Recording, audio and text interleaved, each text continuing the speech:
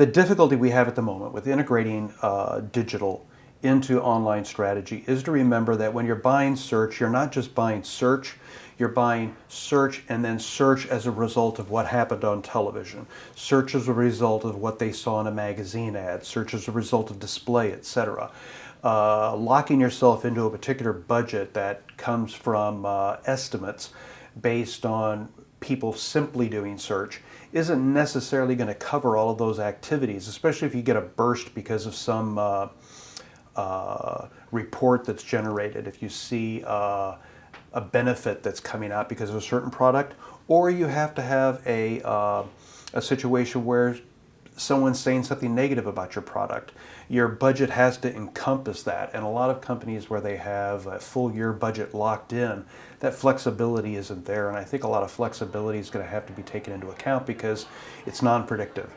Television, you know, media buys, you can figure all these things out in advance. It's been around for years. Same for print, same for a lot of other media. Digital is of the moment, and you have to be able to budget to the moment. You have to be able to realize that when people want something, you have to be able to provide it, and if you aren't there providing it, then someone else will be. And that someone else doesn't necessarily have to be a competitor. We saw this last year. A lot of companies had to shut down their ads and retool when the FDA came out with the warning letters back last April. When that happened, a lot of what was left for the consumer had nothing to do with consumer health. You saw a lot of snake oil merchants, you saw class action suits, you saw things that weren't necessarily going to be productive for your product or for the patient's health. It was all secondary information.